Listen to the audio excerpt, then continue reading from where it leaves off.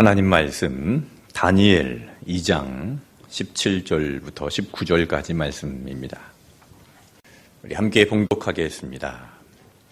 이에 다니엘이 자기 집으로 돌아가서 그 친구 하나냐와 미사엘과 아사랴에게 그 일을 알리고 하늘에 계신 하나님이 이 은밀한 일에 대하여 불쌍히 여기사 다니엘과 친구들이 바벨론의 다른 지혜자들과 함께 죽임을 당하지 않게 하시기를 그들로 하여금 구하게 하니라.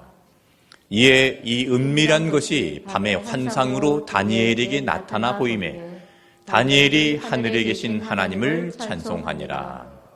아멘. 오늘 제43과 환상으로 나타나 보이매 라는 제목으로 하나님 말씀을 증거하겠습니다. 자, 오늘 중심 주제를 함께 읽어보겠습니다. 하나님은 위기에서 우리를 도우시며 하나님을 의지하는 신실한 자에게 하나님의 살아계심과 그 능력을 보이십니다. 아멘. 오늘의 주제는 하나님의 도우심입니다. 하나님의 주권입니다. 하나님은 하나님의 백성들을 도우십니다. 그리고 하나님께서 계획하신 그 모든 계획들을 이루십니다.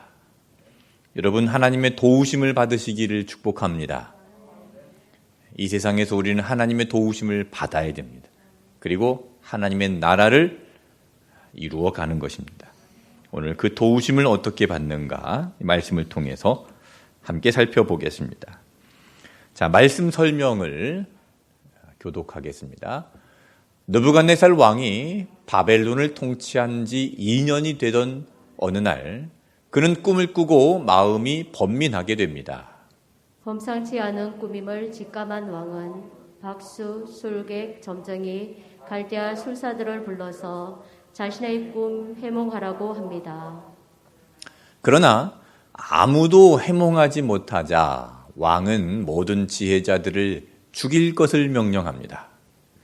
칼날이 다니엘에게 미치려고 할 때 다니엘은 시간을 허락한다면 왕께 나아가 그 꿈에 대해 자신이 말하고 해석할 수 있다고 말합니다. 그리고 그는 곧장 친구들에게 이 사실을 알리고 하나님께 지혜를 구합니다. 오직 하나님께 참된 지혜와 능력이 있음을 알았기 때문입니다. 나아가 왕 앞에서 자신에게 있는 그 지혜의 근원이 하나님으로부터 온 것임을 증거하며 감사와 찬양과 영광을 돌립니다. 아멘. 당시 바벨론 왕은 느부갓네살 왕입니다.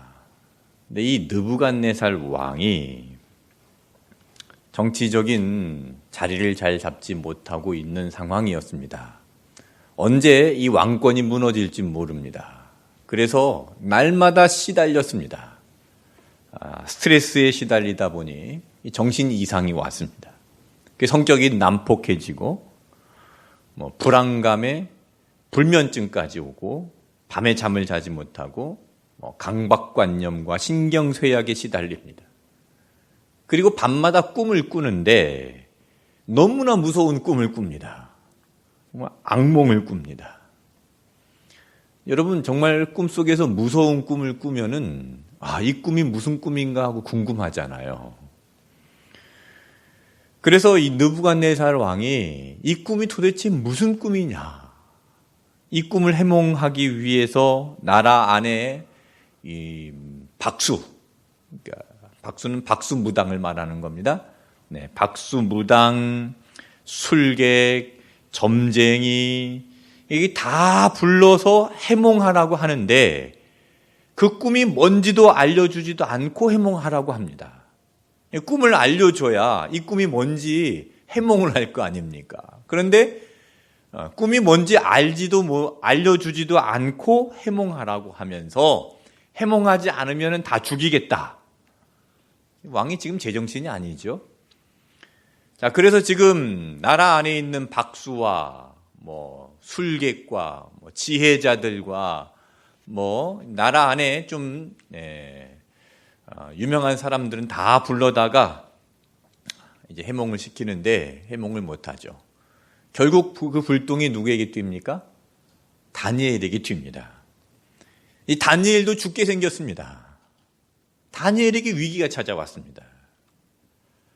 자, 그런데 이 다니엘서를 이번 주에 성경 정독으로 읽게 되시면 다니엘을 읽어보시면 아시겠지만 다니엘은 이 위기를 기회로 만듭니다. 이 위기가 다니엘과 이스라엘 백성들에게는 새로운 기회가 되었습니다. 자, 어떻게 이 위기가 극복되고 기회로 만들어지는가? 자, 오늘 이 말씀을 통해서 함께 살펴보기를 원하는데요. 자, 첫 번째 대지를 함께 읽겠습니다. 다니엘은 합심 기도를 요청했습니다. 자, 다니엘이 이 위기에 처해 있을 때 어떻게 했는가? 자, 다니엘 2장 17절, 18절 말씀을 읽어보겠습니다. 이에 다니엘이 자기 집으로 돌아가서 그 친구 하나냐와 미사엘과 아사랴에게 그 일을 알리고 하늘에 계신 하나님이 이 은밀한 일에 대하여 불쌍히 여기사 다니엘과 친구들이 바벨론의 다른 지혜자들과 함께 죽임을 당하지 않게 하시기를 그들로 하여금 구하게 하니라. 자, 친구들을 불러서 기도 요청을 하지요. 이 세 명의 친구들을 불러서 이제 합심 기도를 요청하는 겁니다. 다니엘은 기도하는 사람이었습니다. 매일매일 열린 창문을 향해서 하루 3번 기도하는 사람이었는데 다니엘은 이 위기 앞에서 혼자 기도하지 않았습니다. 합심해서 기도를 요청하는 겁니다. 여러분, 우리가 왜 합심 기도를 해야 됩니까? 혼자 기도하는 것도 중요합니다. 그런데 합심 기도는 정말 중요하고 꼭 필요합니다. 우리 대적 마귀는 세력입니다. 마귀는 한두 마리가 활동하는 것이 아니라 집단으로 세력으로 활동합니다. 이 세력으로 활동하고 있는 그 마귀 앞에 내가 혼자 기도하면은 정말 힘들고 그것을 감당해낼 수가 없습니다. 그래서 우리는 합심해서 연합으로 함께 기도해야 되는 것입니다. 하나님은 우리가 함께 하기를 원하십니다. 혼자 기도하는 것도 개인 영성도 중요하지만 이 공동체가 굉장히 중요하다는 겁니다. 그래서 하나님께서 이 시대에 교회를 세우신 겁니다. 교회는 건물이 아니라 예수 그리스도를 믿는 사람들의 모임, 공동체입니다. 교회는 혼자서는 절대 안 됩니다. 함께 해야 되는 겁니다. 이 위기를 어떻게 극복합니까? 공동체 안에서 함께 극복해내는 겁니다. 여러분에게 어떤 위기가 찾아왔습니까? 혼자서는 위기를 극복하기 힘듭니다. 함께 기도해야 되는 겁니다. 함께 합심하여 기도를 요청하고 함께 기도해야 됩니다. 자, 예수님께서 마태복음 18장 20절에 하신 말씀 읽어보겠습니다. 두세 사람이 내 이름으로 모인 곳에는 나도 그들 중에 있느니라. 네. 두세 사람이 내 이름으로 모인 곳. 그러니까 두 사람, 세 사람이 모이는 그 모임에 예수님께서 그들 중에 있다라고 말씀하셨죠. 예수님은 우리가 함께 할 때 우리 중에 계시고 역사하시는 분이십니다. 교회는 바로 그 우리가 돼야 되겠지요. 교회는 바로 우리라는 공동체입니다. 그래서 교회 역사를 보면 이 교회가 위기를 당할 때마다 하나가 되었고 위기를 당할 때마다 연합해서 위기를 극복해냈습니다. 교회는 박해를 당할 때마다 더욱더 견고해졌고 합력해서 선을 이루어 왔습니다. 지금 코로나로 인해서 미래가 불투명하지요. 이런 위기 상황에서도 교회는 연합해서 기도해야 됩니다. 그래서 지난 다니엘 기도회 21일 동안 전국이 온라인으로 연합을 하고 한 가지 기도 제목을 가지고 같이 기도를 하고 연합으로 기도를 했습니다. 전국에 있는 교회들이 연합을 해야 되고요. 우리 서로가 연합을 해야 됩니다. 함께 이 일들을, 위기들을 극복해 나가야 되는 것입니다. 우리는 세상에 도전을 받습니다. 세상은 우리를 그대로 놔두지 않아요. 예수님을 믿는 사람들을 가만히 놔두지 않습니다. 세상은 계속해서 우리에게 도전을 하는데 이 도전 앞에 효과적으로 대응하는 것은 연합입니다. 위기를 극복하는 것은 연합의 힘입니다. 함께 하는 것입니다. 우리 온누리 교회가 이 위기의 시대에 더욱더 하나가 되어서 합심하여 기도하는 교회가 되기를 축복합니다. 다니엘이 이 친구들에게 합심 기도해달라고 요청한 것처럼 여러분 삶에 어떤 기도 제목이 있다면 친구들에게 같이 기도해달라고 요청하십시오. 구역 식구들에게 같이 기도해달라고 요청하십시오. 우리 교회 성도들에게 같이 기도해달라고, 여전도회 남성교회 회원들에게 같이 기도해달라고 요청하십시오. 함께 모여서 말씀을 듣고 말씀을 나누고 이 말씀의 은혜를 나누고 기도 제목도 나누고 함께 합심해서 기도할 때에 분명히 위기는 기회로 바뀌게 될 줄로 믿습니다. 이 말씀이 우리 온누리 교회 모든 성도들에게 적용이 되어서 정말 세상을 대하는 그 태도가 나 혼자 선 것이 아니라 함께 서며 함께 연합하여 승리하는 그런 온누리 교회가 되기를 축복합니다. 두 번째 대지를 함께 읽겠습니다. 다니엘은 오직 은밀한 것을 나타내시는 하나님을 믿었습니다. 자, 다니엘이 이 위기에 큰 숙제가 뭐였습니까? 느부갓네살 왕의 꿈을 해몽하는 것이었습니다. 그런데 느부갓네살 왕이 꿈 얘기를 해주지 않죠. 내가 어떤 꿈을 꿨는데 이 꿈이 뭐냐 이렇게 물어본 게 아니라 너는 내가 꾼 꿈이 무엇인지 알아맞혀라. 그리고 이 꿈에 대해서 해몽도 해라. 기가 막힌 일입니다. 답답하죠. 네. 그래서 지금 다니엘이 친구들을 모아서 합심 기도를 요청하고 기도하는데 그 응답이 왔습니다. 19절 말씀입니다. 이에 이 은밀한 것이 밤에 환상으로 다니엘에게 나타나 보이매 다니엘이 하늘에 계신 하나님을 찬송하니라. 네, 응답이 왔는데 어떻게 응답이 왔습니까? 이 은밀한 것이 밤에 환상으로 다니엘에게 나타나 보여줬습니다. 자, 여기 은밀한 것은 뭘까요? 여기 이 은밀한 것. 느부갓네살 왕이 꿈을 꾸었던 그겁니다. 누구도 알지 못했습니다. 아마 느부갓네살 왕도 그거 잊어버렸을지 모릅니다. 뭔가 두려운 꿈을 꿨는데 자기도 잊어버렸을지 모릅니다. 그러니까 내가 꾼 꿈이 뭐냐? 맞춰라. 맞추지 않으면 죽이겠다. 뭐 그렇게 협박을 했던 것 같습니다. 자, 이 꿈을 맞춰라. 아무도 알지 못하는 이 꿈을 맞춰라. 하나님께서 그것을 알려주셔서 다니엘은 알았습니다. 그런데 바벨론에 있는 그 박수무당, 점쟁이, 술사, 지혜자들은 도무지 알지 못했습니다. 그래서 지금 그들은 위기가 온 겁니다. 다 죽게 생긴 겁니다. 여러분, 이 문제를 누가 해결할 수 있을까요? 세상에 풀리지 않는 이런 문제들을 누가 해결할 수 있을까요? 세상에 있는 지혜자들, 세상에 내놓으라는 사람들, 무당들, 점쟁이들, 안 됩니다. 사람의 힘으로는 안 됩니다. 오직 하나님의 지혜로 되는 겁니다. 하늘에서 환상으로 나타나 보여주시기에 해결할 수 있는 것이지요. 여러분, 그래서 우리는 하나님의 음성을 들어야 됩니다. 하나님의 메시지를 들어야 됩니다. 하나님의 지혜를 가지고 살아가야 됩니다. 우리가 살아가는 삶 속에 여러 가지 위기를 만나는데 그 위기를 어떻게 극복해낼 수 있겠습니까? 사람의 경험으로 되지 않습니다. 사람의 지혜로, 사람의 능력으로 되지 않습니다. 하나님께서 지혜를 내려주실 때, 환상으로 그것을 보여주실 때에 그 모든 위기를 극복해내고 문제를 해결해낼 수 있는 것입니다. 과거에 독일이 동독과 서독으로 분열이 되어서 갈라져 있었을 때, 이 서독이라는 그 나라가 이 소련과 이 사회주의 나라에 포위되어 있었던 때가 있었습니다. 이제 사방이 포위되어 있었습니다. 자, 그런데 이 서독은 망하지 않았죠. 왜 이 전쟁에서 그 고립된 상황에서 망하지 않고 결국 이제 동독을 흡수 통일할 수 있었는가?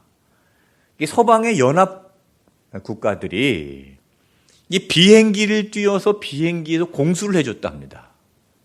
뭐 식량도 공수해주고 무기도 공수해주고 필요한 원조를 다 하늘에서 비행기를 띄워가지고 공수를 해줬답니다. 그래서 결국 승리하고 흡수 통일을 이룰 수 있었죠. 사방이 막혀 있더라도 하늘이 열려 있으면 승리합니다. 여러분, 우리 상황에 사방이 막혀 있는 위기, 앞으로 갈 수도 없고 뒤로 갈 수도 없고 옆에도 다 막혀 있고 내가 이 땅을 볼 때 도저히 방법이 나오지 않더라도 하늘이 열려 있는 사람은 승리합니다. 여러분, 하늘이 열려 있는 그런 온누리 교회 성도님들이 되시기를 바랍니다. 기도하는 성도님들 되시길 바랍니다. 다니엘은 환상으로 나타내 보여주시는 것을 보았습니다. 그것을 하나님께서, 하늘의 하나님께서 그것을 보여주신 것입니다. 그것을 보니까 이제 풀어갈 수 있는 것이죠. 위기의 상황을 풀어갈 수 있는 겁니다. 그 누구도 풀지 못했던 문제를 풀어갈 수 있는 겁니다. 왜요? 다니엘, 그 느부갓네살 왕이 꾼 꿈이 무엇인지를 하나님께서 보여주셨기 때문에. 그 다니엘은 그 하나님의 환상을 보고 나서 어떻게 했는가? 19절 후반절의 말씀해 보십시오. 다니엘이 하늘에 계신 하나님을 찬송하니라. 이제 다니엘이 문제를 풀 수 있게 되었습니다. 위기를 해결할 수 있게 되었습니다. 이제 뭔가 자신감이 생겼고, 야, 하나님께서 나를 도와주시는구나. 강한 믿음이 생겼습니다. 내가 합심해서 기도하니까, 친구들과 함께 합심해 기도하니까 하나님께서 응답해 주셨구나. 그래서 다니엘은 지금 하나님께 감사의 찬송을 드리고 있는 것입니다. 세상에 지금 아무리 사악한 통치자가 다스리고 있다 할지라도 모든 것을 다스리시는 분은 하나님이시다라는 것을 찬송하고 있는 것입니다. 다니엘서에서 계속 시종일관 주관하고 있는 핵심적인 메시지가 바로 그겁니다. 세상이 아무리 악한 사악한 통치자가 다스리는 것 같이 보이지만 하나님의 다스림은 멈추지 않는다는 것입니다. 여러분, 세상이 악한 사람들이 통치하는 것 같고 세상에 악한 사람들이 득세하는 것 같지만 여러분, 하나님은 그 다스림을 멈추지 아니하십니다. 지금도 다스리시고 지금도 하나님께서 주권대로 이 나라를 움직이시고 이 세상을 움직이심을 믿으시기를 바랍니다. 자, 다니엘이 느부갓네살 왕이 꾼 꿈을 이제 하나님께서 이제 환상으로 보여주셔서 이제 알게 되었습니다. 자, 그 왕이 꾼 꿈이 무엇이냐? 다니엘 2장 31절부터 33절까지 제가 한 절, 여러분이 한 절 교독하겠습니다. 왕이여, 왕이 한 큰 신상을 보셨나이다. 그 신상이 왕의 앞에 섰는데 크고 광채가 매우 찬란하며 그 모양이 심히 두려우니 그 우상의 머리는 순금이요 가슴과 두 팔은 은이요 배와 넓적 다리는 노시요 그 종아리는 쇠요 그 발은 얼마는 쇠요 얼마는 진흙이었나이다. 네. 자, 머리는 뭘로 되어 있습니까? 순금. 그리고 가슴과 두 팔은요? 은. 배와 넓적 다리는요? 놋. 두 다리는요? 철로 되어 있습니다. 자, 이 그림은 무엇을 상징합니까? 네, 자, 어떻게 저런 그림을 딱 찾아가지고 올려주셨을까요? 네, 제가 올린 게 아니라 우리 집사님이 딱 찾아가지고 올려주셨네요. 자, 지금 다니엘이 하나님으로부터 받은 그 환상은 느부갓네살 왕이 꾼 꿈인데 느부갓네살 왕이 꿈속에서 이 신상을 본 겁니다. 자, 머리는 금으로 돼 있고 두 팔과 가슴은 은으로 돼 있고 배와 넓적 다리는 동으로 돼 있고 두 다리는 철로 돼 있습니다. 자, 이 그림은 무엇을 상징하는 그림입니까? 세계의 역사를 상징하는 그림입니다. 자, 순금은 바벨론을 말하는 겁니다. 은은 페르시아를 말하는 것이고요. 놋, 구리는 알렉산더 대왕을 말하는 것이고, 그리고 철은 철의 나라 로마를 말하는 겁니다. 그러니까 이 그림의 순서대로 느부갓네살 왕이 본 그 환상의 이 그림의 순서대로 역사는 흘러갑니다. 다니엘서가 기록된 이후에 역사가 그렇게 흘러가는 거예요. 자, 바벨론이 있었는데 바벨론이 페르시아에 망하게 되죠. 자, 이 페르시아는 알렉산더 대왕에 의해서 망하게 됩니다. 알렉산더 대왕은 젊은 날 요절하고 난 다음에 나라가 둘로 분열되고 그 다음에 로마에 의해서 망하게 됩니다. 이 신상 그대로 세계 역사가 흘러가는 겁니다. 자, 그리고 마지막에 이 신상을 부서뜨리는 것이 무엇입니까? 다니엘 2장 34절 보겠습니다.